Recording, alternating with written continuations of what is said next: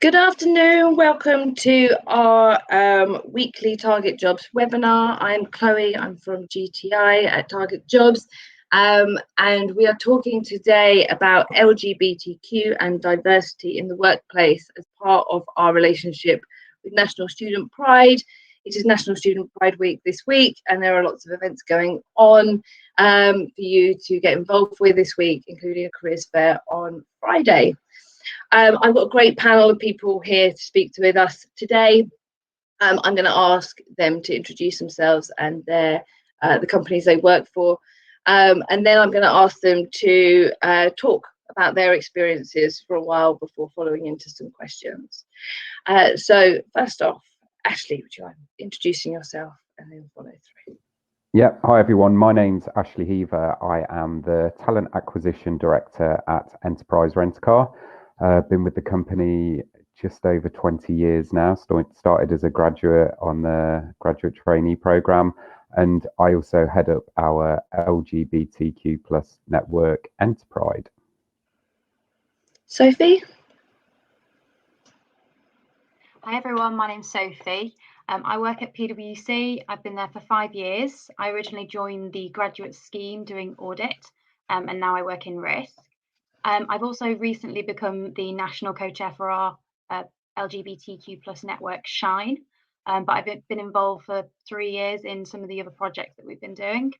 And I'm based in the East Midlands, and I've also helped to set up a local business network with other companies and networks recently. Well, thank you. Georgie? Hi everyone, my name's Georgie and I am the Global Inclusion Specialist at Clifford Chance.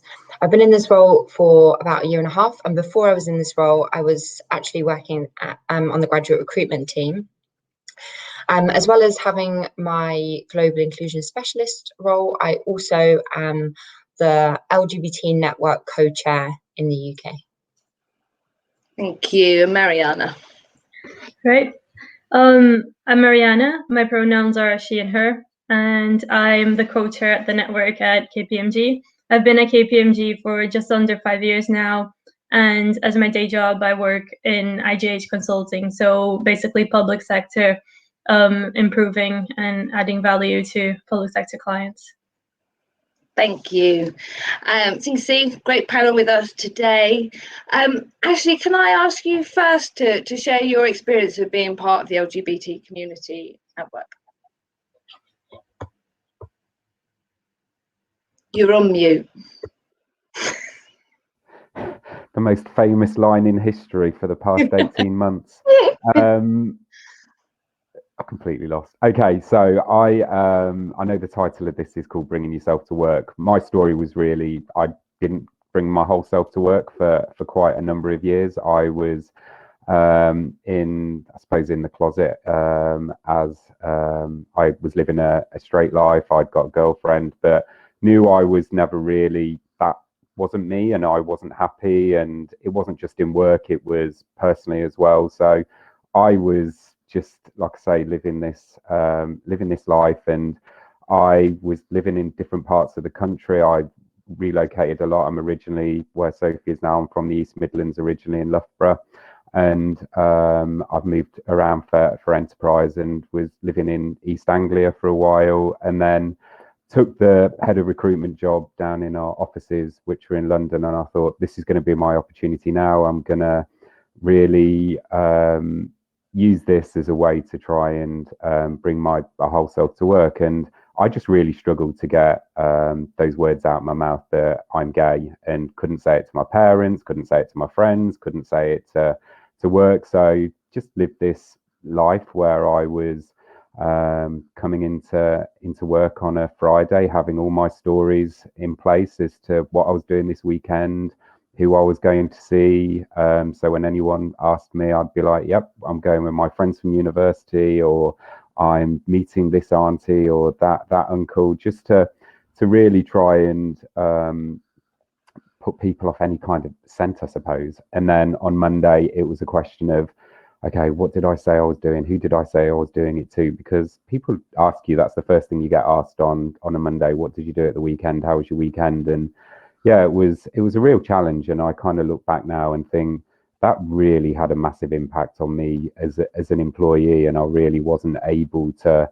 be myself or bring myself to my whole self to work. And we'd have diversity training, and I was petrified that someone was going to ask me a question because I wasn't married, I didn't have children, and everything that I now believe in, I kind of wish I'd done back then, because as me, I'd look back and think, God, I wasted so many years of my life by just not being authentic. And that's why I really want to and love speaking at different panels and events, because I still think there's a lot of people like me in the workplace or at university who just feel that they can't be themselves. So to cut a long story short, I met somebody, and it was somebody that it was worth coming out for. Remember meeting my mum in Clapham Junction, Debenhams, wandering around the aftershave counter, and just said, there's something I need to tell you about. I've met someone. She was like, well, what's her name? I went, it's Adam. And that was how it all kind of started. And the same at work. And I had a couple of they were close friends, but none of my close friends knew, and good colleagues, and who I considered to be really great allies for me and really helped and supported me when I was coming out in the business. And I spoke to them, and it really, you look back and think it really wasn't a big deal, but it was a really big deal to me to get those words out. I think mainly because I then started thinking, God, everyone at work is going to think I'm not trustworthy, that I've lied throughout my career. And that was the next thing that was playing on my mind. So that was my personal story as to how it happened. I do look back and think, I wish I'd just had that confidence to be able to feel that I can be myself. But I think a lot of it is, I was brought up Roman Catholic, Irish background, went to a Catholic school, and there was just different things that made it for me personally a challenge to be myself. And as I say, that's why I really try and work with a lot of our junior employees. I look at myself as a real role model in the business now, and want people to think you can be from any background and be successful in business. And that's something that we're really working hard to do. When I came out, there was no LGBTQ plus role models at Enterprise, so that's something that I'm worked really, really hard to do. And it was worth coming out, and Adam was worth taking, for me, that risk, because we've been married 2 and a bit years now. So I'm very happy. So I know I talked a little bit there, Chloe, but that's a bit about my background and how I've come here today. I loved hearing it. It must have been so exhausting, kind of all of that overthinking, all that time and all that worry. But I'm glad it all has all worked.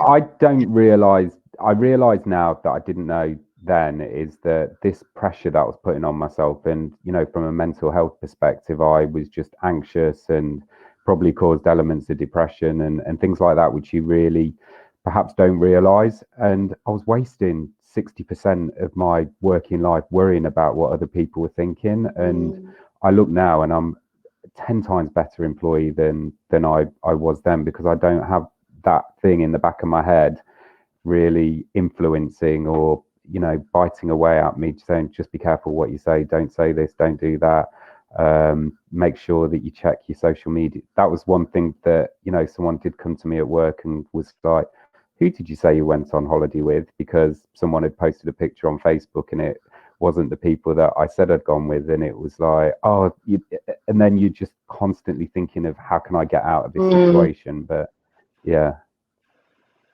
Really tough. Is anyone else on the panel kind of got a similar story?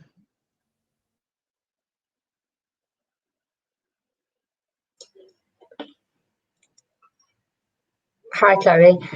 My coming out story, not so much. I think my coming out story and experience has been really great, actually, and maybe I'll go into that in a second. But sometimes, we're talking about being your authentic self and bringing your whole self to work. sometimes I feel similar to how Ashley did when I look back and reflect on my life in the corporate world, being somebody who's working class, like being really conscious of the way in which I'm speaking, being really conscious of like whether or not I sound like everyone else in the business. You know, I didn't go to private school. I did like drama and English at a university that wasn't one of the top ones.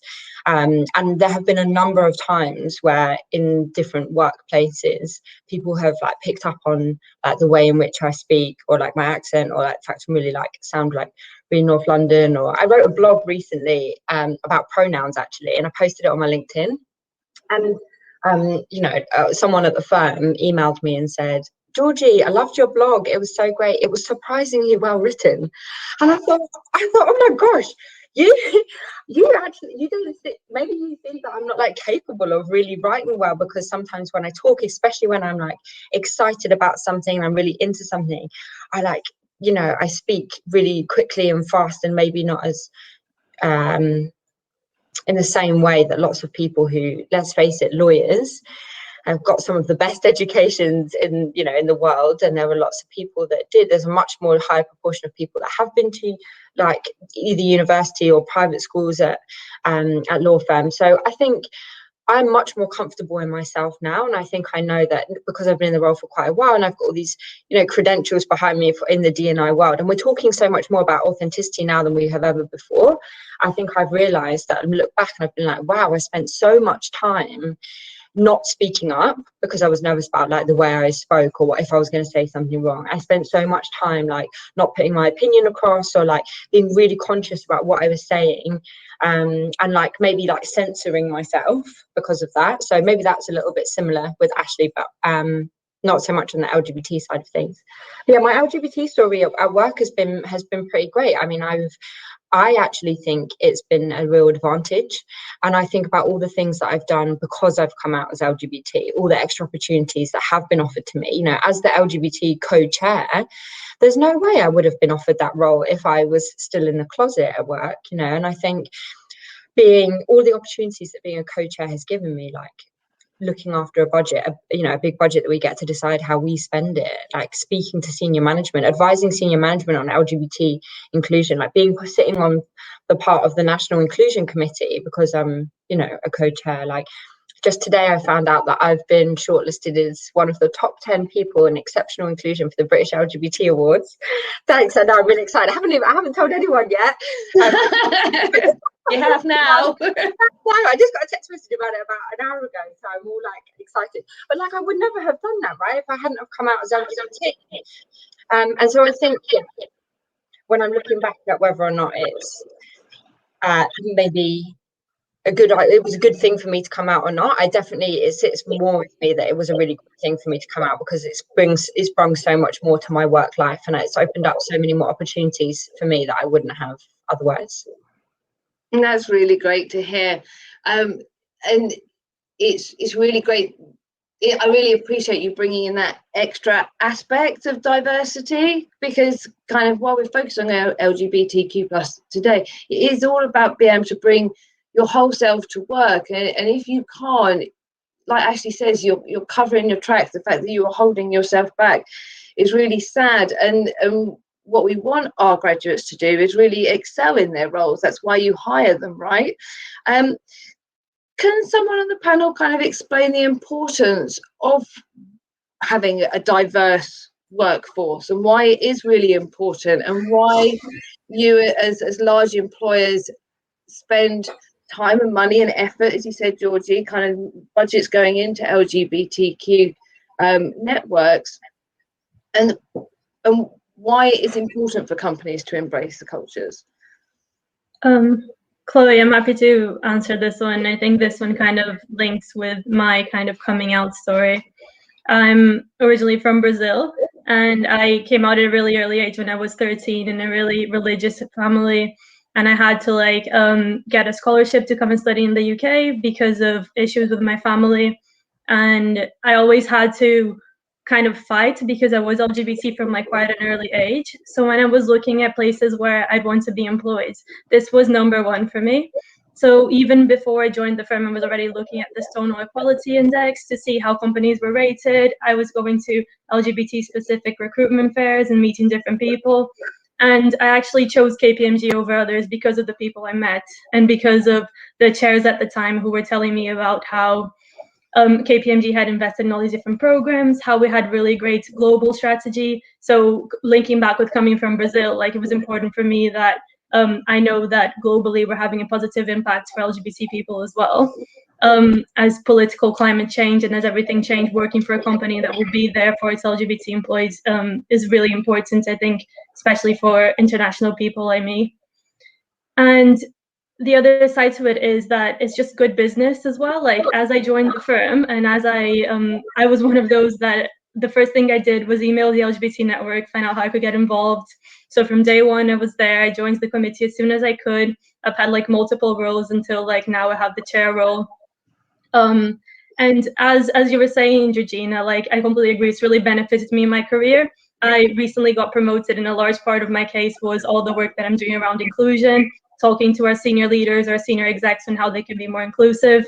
And I think especially recently as times change, you have really seen the shift in leaders' priorities and how actually putting inclusion at the forefront is important. And at the same time that we seek leadership from our leaders, now there's this like dual relationship where people who are more junior or more new to the firm are having these opportunities to go and influence conversations by giving these ideas and inputs on diverse topics. So just in summary, just to go back to your original question, Chloe, I think organizations like such as KPMG do really see the needs now, and now more than ever, it's both to make sure you're recruiting the best people, to make sure that you can reach out to the right clients, and to make sure that companies are acting aligned to values and ethics. Where do you find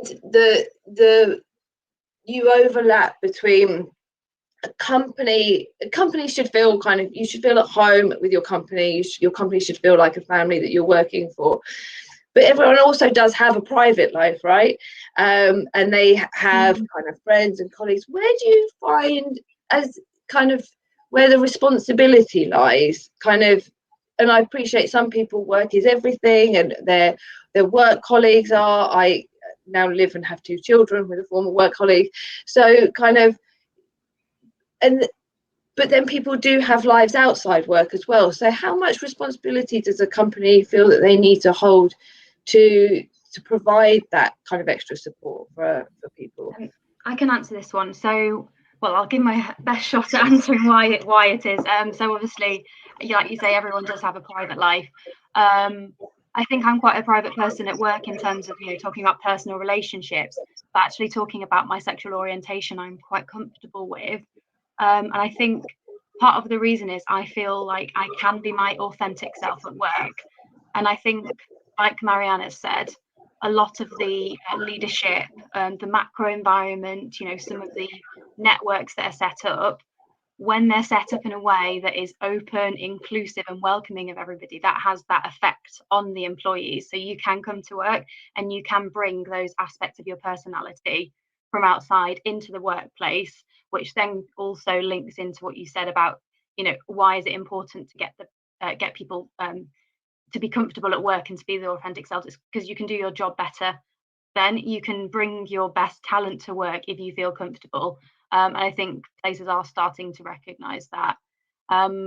So your question on, bringing your personal life into it, I think everybody's entitled to have a personal life. I think with sexual orientation, with gender identification, sexual attraction, all of this, it can be a bit tricky, especially some of the other areas of the LGBTQ plus umbrella. So, for example, asexuality, like it's not particularly comfortable for people to talk about having sex with other people. And, you've got to realise that some questions might be inappropriate as well. And it's up to the individual to sort of discuss what they're willing to share in that remit. And therefore, a point on allyship as well. That's why it's so important to educate everybody and to open up all of the events that you do within your respective businesses to allies, so that everybody can learn and know what is appropriate and inappropriate to ask. I haven't shared any of my personal story, but I will quickly give a summary. So I came out when I was 19 in my first year of university. I knew I was a lesbian from an early age, from 12 years old. I just didn't think that, I was basically trying to persuade myself not to be for years and years until it wasn't an option anymore. And then I guess kind of like Georgie, my coming out experience felt quite positive. That's how it felt at the time. I immediately went towards the community, so I went out on the scene. That's how I got to know people, through going to the bars and getting involved in some events in the local area. My university also had a society. And actually, I suppose I got to a point where I was so confident with it that this is what I thought at the time. Now reflecting back, like everyone else has said, I didn't realize the impact it had on me, from a mental health perspective, and all the pressure. I got to a point where I was pretty complacent with the fact that I was an out lesbian and I was willing to go, shout it out to everybody. It wasn't until a year and a half at PwC that I started to learn what our network was doing for everybody and realized actually I only really know stuff about lesbians and gay men. Like, what, I don't know anything about bisexuals, I don't know anything about the other, asexuals, demisexuals, non-binary people. I don't know anything. So actually, for me, a lot of being involved in the network that I now co-chair is to learn and to put focus on some of these other areas that need a bit more help. So transgender rights, for example, that's something at the moment that we're doing a lot on. But yeah, I think I've kind of gone off topic there, but I guess I enjoyed my coming out experience, and I think there are some awful experiences that people go through. Don't get me wrong, coming out, but I think it's also important to share the positive coming out stories so that people can see, things, and also talking about social mobility. Like, I also came from an underprivileged background, so for me, I think it has given me that extra confidence to, go into the workplace, make a difference, and be in one of these roles. So yeah, I'm very happy to lead on LGBT rights and advocate it any way I can. It's really great that we've got some differing stories on the panel of Ashley, who was at work and had to kind of go through that point of coming out at work, and the three others that kind of started that process, I presumably right at the beginning. And we have actually got a question from someone who is replicating what I wanted to ask was, do you have any advice on how to approach your employer about your sexuality? Kind of, did you do it right from the recruitment stage, or was it later on? And did you find that you could do it organically, or did you find you kind of just had to kind of do an announcement? Kind of be interested to hear your advice as well as your experiences. I think this is a really good question. And I think especially in companies like consulting environments, like, because it's so team-based, you don't just come out once. You're basically coming out every like 3 months when you switch teams or when you switch projects. So for me, the easiest way was just joining the LGBT network and then saying like, oh, I'm attending this lunch and learn for this network. And then there are some people in the firm who still don't know what it is, but if you're comfortable just like talking a bit more about it or why it's important to you. And I think for me, because of my background, I mentioned like being out at a really early stage and like it having a really like big negative impact in my life. I was always like quite open about sharing my story. So quite early on as well, I did like some team events where like I shared my story and talked about how it was important to like improve inclusion. So I think it kind of depends on your comfort level. Being the chair, we also get a lot of messages from people saying, oh, I've just come out at work now. What is the best way? Like, how can I meet people? So I think a very easy way as well is just reaching out to your LGBT network and ask to meet people one-on-one and like kind of grow your comfort level by first starting with your LGBT colleagues and then developing. And I think the key thing is like, especially in large companies, there's going to be teams that are easier than others. So you might be sitting on a team where you're going to have some challenges, whilst other teams are going to be absolutely amazing. And the big thing is about like connecting to the wider network. I think the most powerful thing you can do is like make sure you do have a support level there, especially if you just come out. But inherently, I think the key message that from me would be, whatever way you're comfortable and whatever way you like, just make sure you do know who to reach out to for support if you need.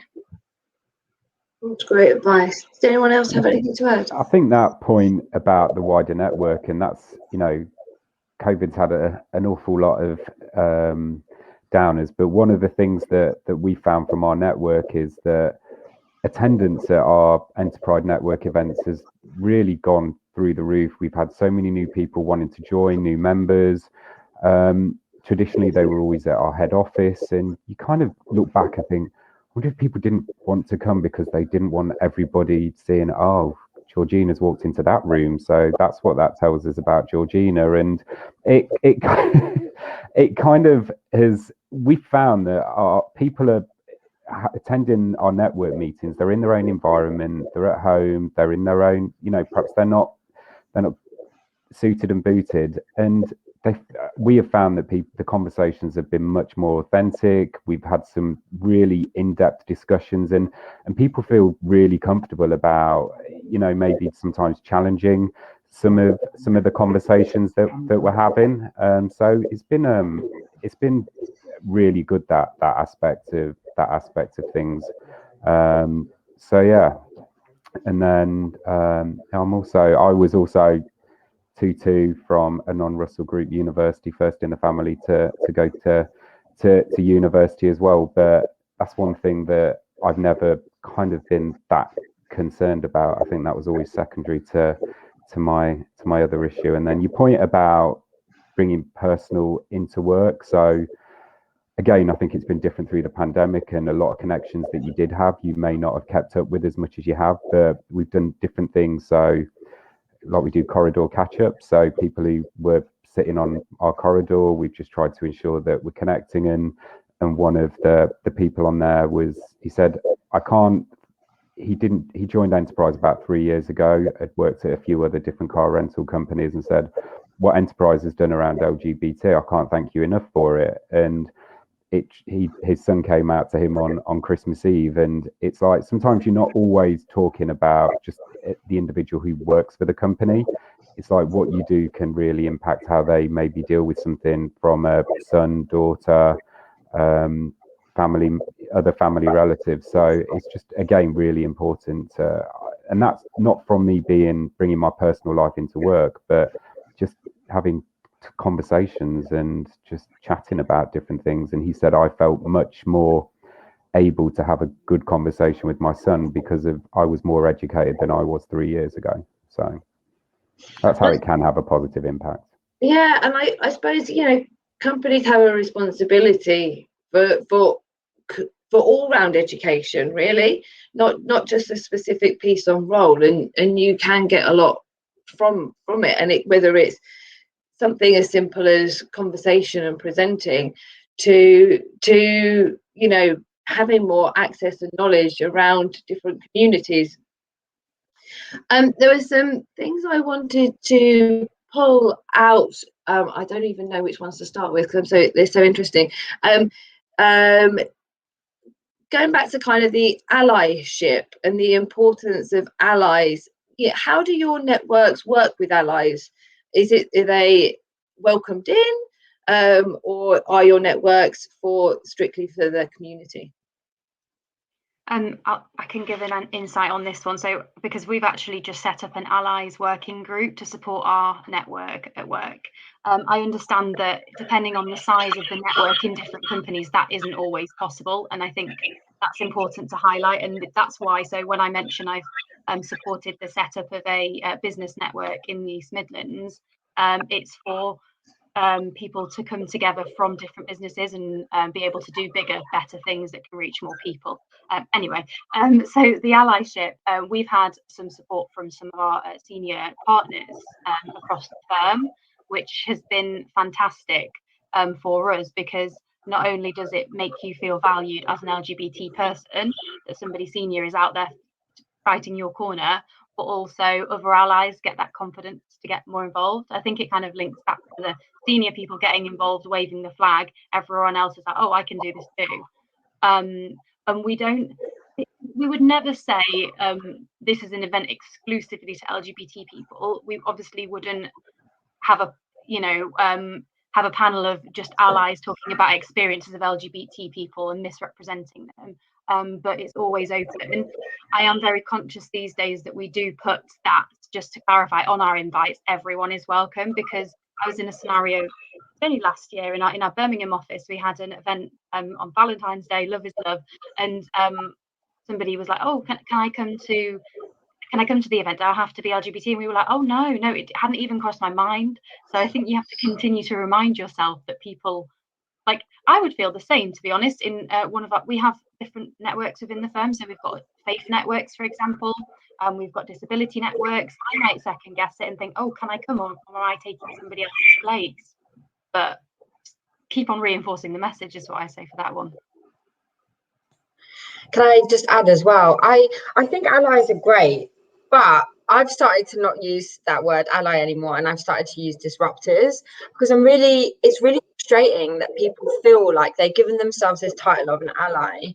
But for me, what does that, I want to ask these people, like, what does that mean for you? Like, if it's just watching RuPaul's Drag Race, for me, it has to be something a bit more.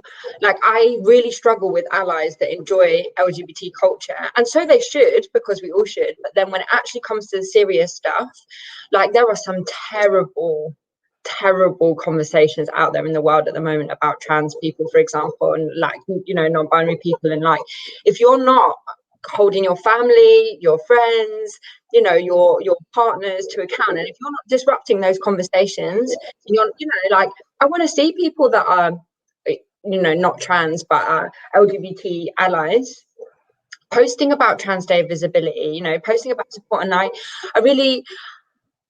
I'm grateful that we've had the term ally, and I can see why it's important. But when people tell me they're an ally, without being too confrontational, I do say to them, like, does that mean you're a disruptor as well? Like, how are you interjecting into conversations, and how are you making sure that you're really flying the flag for us in your spaces? Because probably you're privy to conversations that people don't have around me, because people know that I'm so pro trans people, so pro non-binary people, so that I really need those allies, and really want those allies to be making sure that if people are having those conversations around them, that they're also doing the work to make sure that they're really are being an ally to all parts of our community.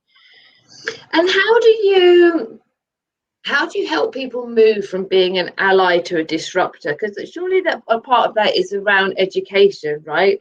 As Sophie says, kind of, she knew about being a lesbian and gay men, but didn't know about trans and asexual. How do you help educate people to move forward in that conversation? Yeah, well, I think in the work context, probably quite different to socially, but maybe I could touch a bit on both. So the workplace, we've really focused on doing things like lunch and learn. I think I also have focused on putting underrepresented groups of LGBT people at the centre of everything we do. Like, when I joined our LGBT network as the co-chair, it was all white men, which was so, we love the white men, but also we need to make sure that it's only white men because women don't see themselves represented on panels, at events, in the topics that are being discussed in socials. So I made sure I did this thing where I was like, the white men in our LGBT community, please don't go anywhere, stay with us, but we're going to be focusing on LGBT people of colour for a bit. We're going to be focusing on LGBT non-binary people, LGBT trans people.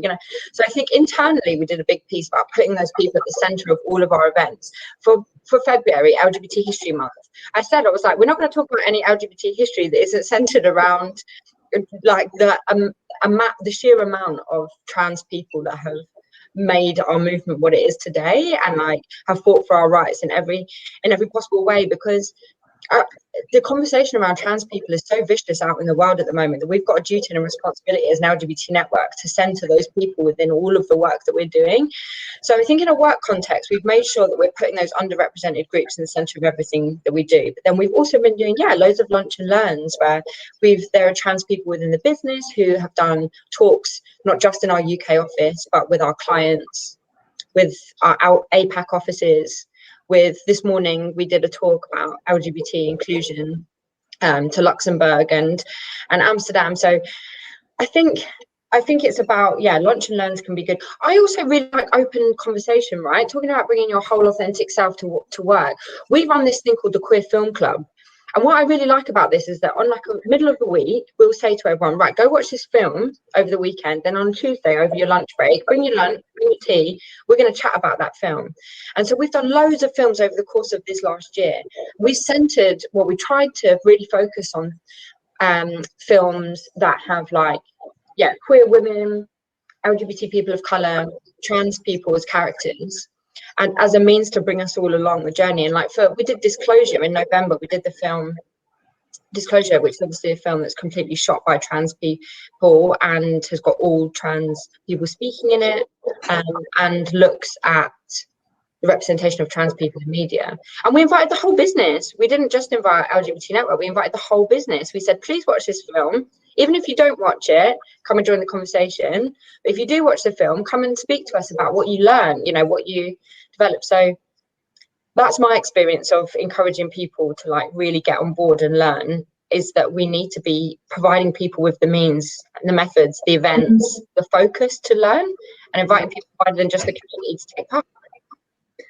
I do agree, Georgie. I decided that they asked me to be on an internal panel next month, and I was just like, I'm not doing it, not because I don't feel comfortable doing it, but I want other people in the business to be, who haven't had that opportunity to maybe talk or give a different story. And it's easy for me to do it because my role is I have to go out and present to universities, and I'm fairly comfortable on a panel, but we need to hear from other people, other sections of the community, and really put that to the forefront of what we're talking about as a business. I just wanted to add, first, Georgina, I think it's an amazing idea of the Queer Film Club. I think we should all be doing this. Like, I'd love to organize something like that and maybe talk to you more about this at some other time.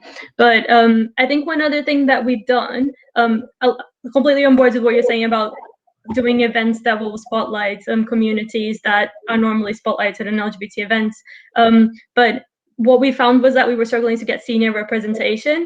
So just trying to like hit really high. So go for the partner level people and say like, oh, this is what we're having. Like, can you open the session? Can you like open this and invite all of your team on this? So recently we did an event which was around how to support families where a child might be transitioning or might be like questioning their gender, and we managed to get the partner who leads the family network, who is not LGBT and probably had never thought about, oh, what if I have a trans child, but getting people to think about these things. And because we found, completely agree with you on the ally point as well, that it was very easy to get people to sign up to be allies, but then there was no tangible impacts of that. So we started kind of setting some targets for our allies. If you're going to make a goal around inclusion, like what are you going to achieve on this? Like a year down the line, like what's going to be the impact of your allyship? So I think giving people tangible goals and roles where they need to basically deliver and put time in is really important as well. Yeah, I agree with that. And actually, when you say about the tangible goals, so I don't have it to hand, I'm not in the office, but we have our lanyards. So we have a rainbow lanyard, which I'm sure some of you will probably have something similar, even if it's not an LGBT one. And everybody was wanting one of these when we brought them in. And I suppose they look pretty good, cosmetic reasons. We wanted to make sure that people were wearing them for the right reasons. So when we give somebody a lanyard now, or back when we were in offices, when we did, we gave them a charter with their commitment on how they, like, not an official, like, you have to read this and you will be admitted to shine. It was, if by wearing this lanyard, I am agreeing to talk about LGBTQ plus people, I'm committing to being an ally. I will, fight for their cause. I will talk about it. So yeah, I agree. I think it's really important to not just be a bystander, but also at the same time, I think it's important to acknowledge that some people that are allies are actually sort of watching everything you do because they're not out yet, and it's kind of their way to get closer. So you shouldn't also be putting people off, and it's quite hard to get that balance right sometimes. I think it's amazing and beautiful kind of how much you're all doing for the teams and the people working with you. And I think it, like you say, Sophie, it's really important that there will be people that aren't out. And so kind of how you're impacting those actually about other people, relatives of people that are part of the community. We kind of, Georgie was talking about it, but I'd really like to focus just a short amount of time on transgender. And I think kind of, you know, kind of that's the next piece where kind of there's a lot of people comfortable around kind of gay and lesbian issues, but kind of the changing of gender. Mariana, when you joined, you introduced yourself with a pronoun, and so I wondered if we could kind of talk about that for a while. And has anyone got any experiences of a colleague kind of either starting as transgender or going through a change while they've been at work? Yeah, we have people in our network that have transitioned at work. We have all manner of different gender identities as well. We have non-binary people, we have gender fluid people, and we also have trans people. And from what I can gather, those experiences have been pretty positive at work. But I think that's only because, you know, we've made sure that we're being really vocally, explicitly supportive of trans people. We joined Trans in the City. We were the first organisation that hosted it in our office. We stand up to the Trans Rights and Human Rights campaign. We had our CEO, our regional managing partner, global managing partner, write to the government and say the limitations that you're putting on trans people in society are going to be bad for business, and they're not enforceable in the workplace, and we refuse to enforce them. And I think that so the one thing I'd like to say is that there are some businesses and some organizations that are quite nervous around this conversation, and they're worried they're going to alienate some groups of people, including maybe some women's groups, for example. And I just want to say this: I think if organizations are not taking a stance around trans inclusion, they're very quickly going to be losing people the other way. More and more young people today are asking for firms to be explicit about trans inclusion because the conversation out there is so nasty. And if firms keep on sitting on the fence, organizations keep on sitting on the fence and not taking a stance, they'll be losing people either way. They'll be losing people in their workplace. They'll be losing the future employee, the students, the future applicants that want to work for them. I think firms have been quite careful about what they say, and I think that time's limited, really. It's only a matter of time before, in the same way that we saw people putting pressure around Black Lives Matter last year, we saw people putting pressure on firms. Why aren't you saying something? What are you doing internally? Does your statement mean something internally and externally? I reckon we're going to get people, students, future applicants asking that of firms too. And I'm glad that I work for an organisation that is being super supportive, and I hope more firms start to edge towards that in that way too. I agree with you, Georgie. I work, the firm I work for is fantastic at all of this stuff, and I'm really grateful to work there. It does make me think about some of the other places where people work that aren't like that as well. And I try really hard not to get stuck in a bubble where I don't see that, and try and speak to lots of different people constantly about their experiences. What I would say is what one of you were touching on before about making sure that your events have a focus on an underrepresented group is so important too. So we've got an upcoming internal event which is going to focus on the plus, to explain to allies, what is the plus, because people do get alienated by it. And we just want to break it down in a really simple way that doesn't push people away, because I think that's an area when people don't understand something around gender identity, it's very easy to step back and say, oh, well, I think it's stupid or whatever. But actually, if we just, and I do think workplaces are somewhat accountable more these days. And I think especially in lockdown, where some people work is literally your only constant for the year, people that live on their own, you log in and so I think there is a lot on your leaders to be accountable in some ways. Have anyone had experience of a really negative kind of situation at work? Kind of, I'm hoping not personally, but so just for the people listening, kind of, so they can understand how a situation would be dealt with. I don't think I've had or heard about a specific trans negative situation, but I think, like, coming back to the point of being a global firm, there are areas where, or countries where you're going to have to handle LGBT rights differently. Like going back to Brazil, which is where I'm from and where I do have a close connection to a lot of the people in the office there. I know that in somewhere like Brazil, where the political climate right now is very anti-LGBT, very anti-trans rights, and we actually have our only out trans partner throughout like the whole global firm in Brazil, which shows how like firms have a duty to create these like safe environments for trans people and for LGBT people to be themselves and to like do well in business. And I guess this isn't really a bad example, but I have heard from like in Brazil, because of the political discourse, people who feel scared or don't feel comfortable like going from the office to home because of being trans or because not being out, because they don't have the same resources as other people, because they might not have a close family relationship because of being LGBT. And I think this isn't necessarily a bad example because of KPMG, because of work, because it isn't. It's more because of society and KPMG being a place where they can go to work.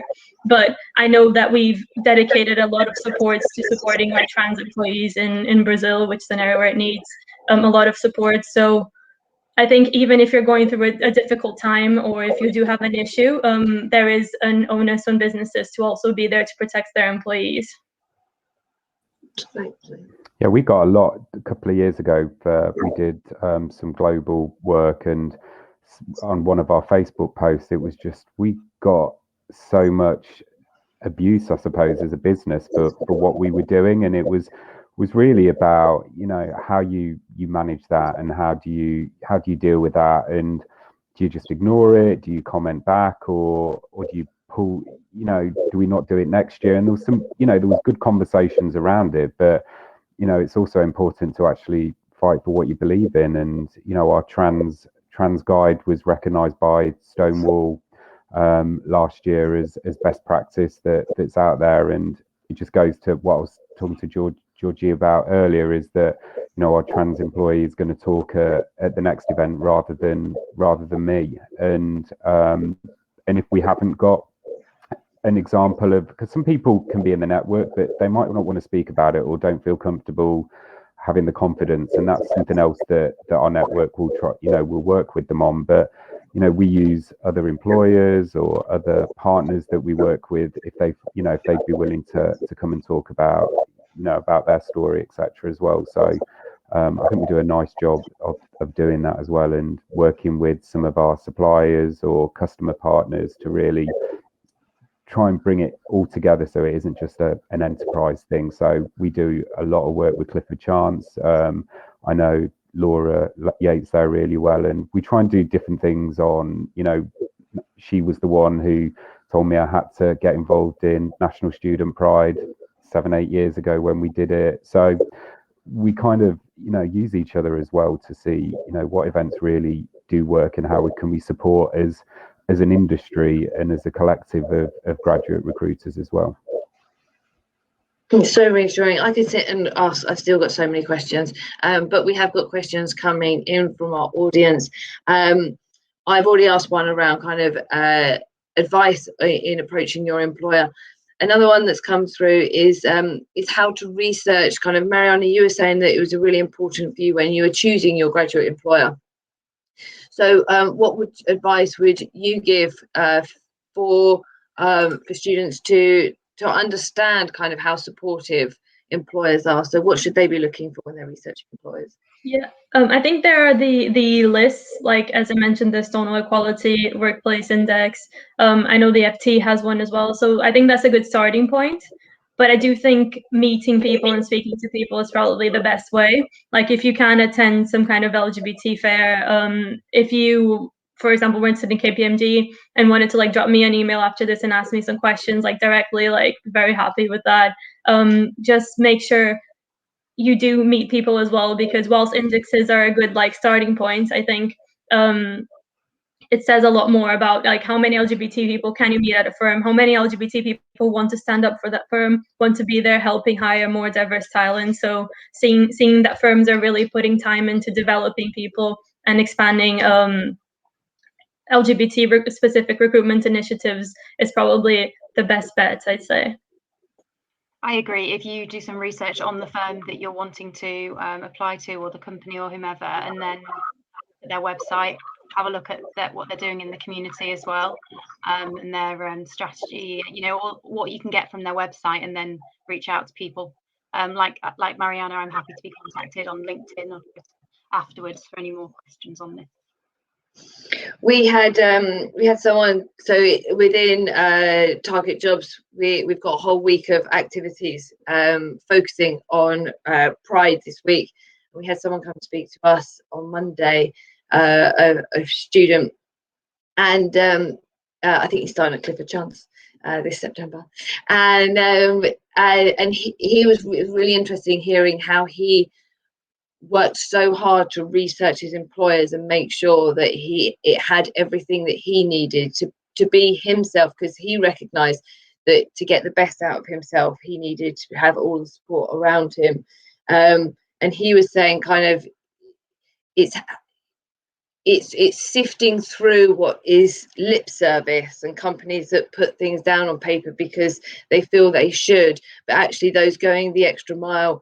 And he was saying the importance of being able to actually speak to people and network and delve a bit deeper. So it's really reassuring to hear that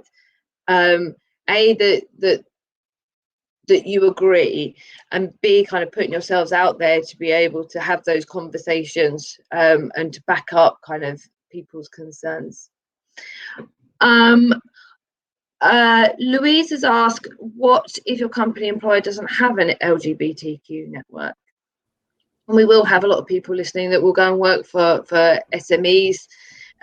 So I think there might be some there's different industry networks. You can always connect with Stonewall or even some local charities within your local community that could perhaps link you up with other people who perhaps they don't have a network. But Stonewall's a great starting point for that, and it's just about maybe doing a bit of research, going on LinkedIn. There'll be different groups on there as well that you could perhaps connect with to really start building that up as well. So and what's to stop you, if you feel confident enough to go out and start the network up yourself?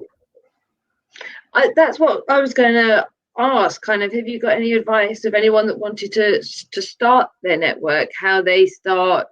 I suppose it's a case of putting a business case together, really, of the importance of it.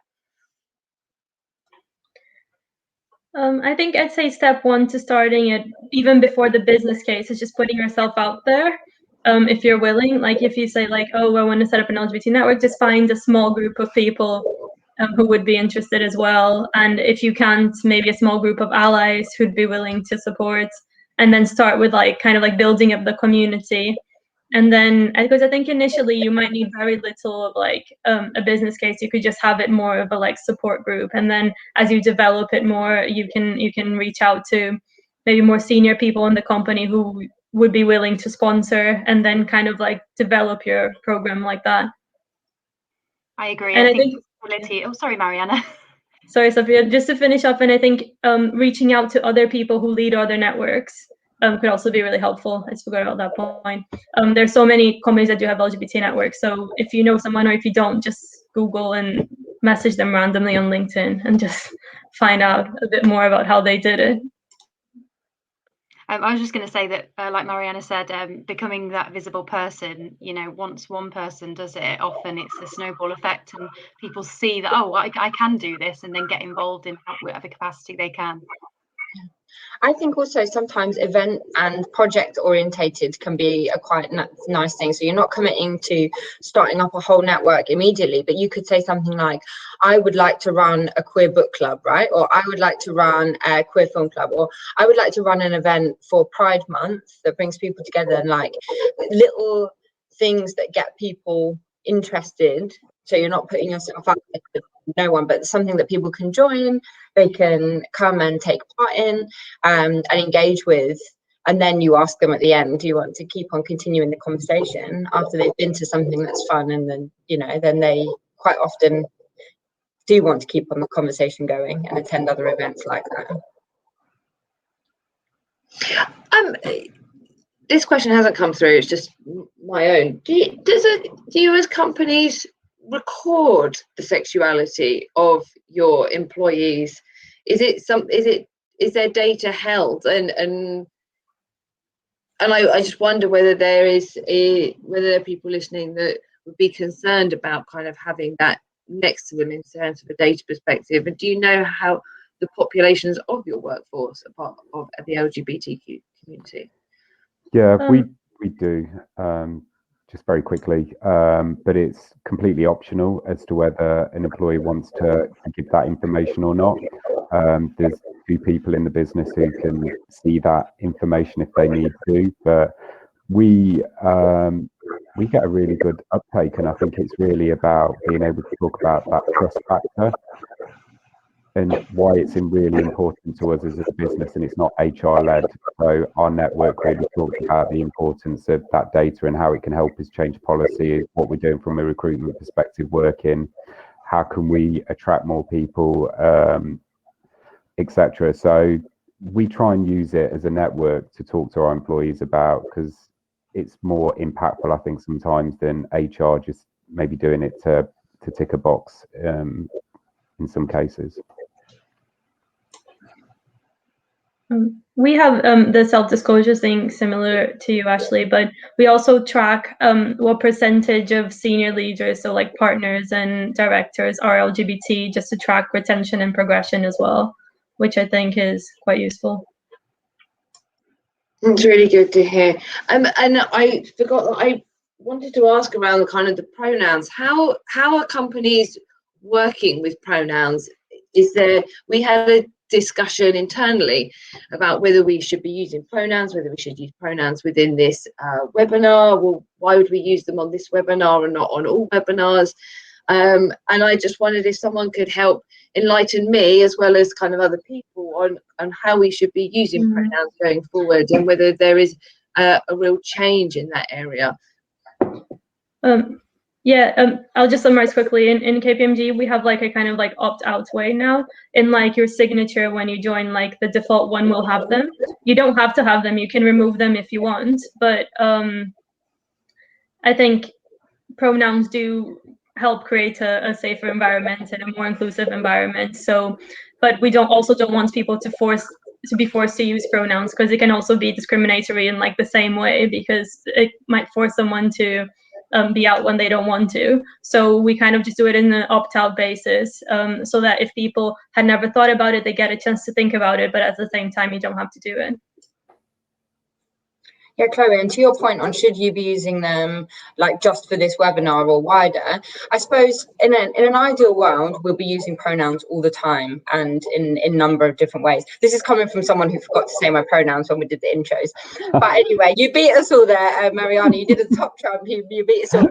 In an ideal world, we'd all be using pronouns all the time. They would be in our signatures. We'd have them on name badges at events. I mean, only when people want to, but I mean, like, the option would be there for us to do it. And I think the reality is that when we're talking about LGBT inclusion, there's more likely to be people that identify in a number of different gender identity ways, because we are very much part of the LGBT community. So for LGBT specific events and webinars, definitely like encouraging people to say their pronouns for sure, but not just LGBT events, because we don't just exist in LGBT events. We also exist in all the other different parts of the world and non-LGBT events too. So I think it would, I think we're starting to move towards that. I've seen loads of people with pronouns in signatures and in their LinkedIn names and their internal platform names. I think we're starting to move towards understanding a little bit more about how it can create a way more inclusive workplace when we use them. Ours is optional, Chloe, but I include it on my signature, and it's actually started some really good conversations from people who want to be educated as to why I have that in my signature. And if we're doing that by having it in there and educating and making people understand more, then yeah, completely agree with Georgie. Yeah, we've also got it on our email signatures. It is opt-in at the moment, and there's space for other things. So another footer I have is supporting racial equality in the workplace, and I think it's good to be able to start those conversations. You know, when you've got a lot of clients, for example, and your email footer is actually quite, you know, important at getting out there and starting conversations. There's talk around so this platform here where we have our names, right? Potentially putting it on there onto what we use. So we're just exploring that idea at the moment. Can I just say, one of my team members has just sent me a message on Teams just saying, can we add pronouns to our email signatures? I love that. Thank you so much for your time today. I have loved having this conversation with you. We will share this webinar afterwards. There is a webinar on diversity and inclusion with BAE on Thursday for anyone that wants to join that one. Thank you so much to you all for your honesty, transparency, your passion. And hopefully we can have another conversation another time on this. Thank you so much for your time. Thank you everyone for listening. Thank you. Thank you.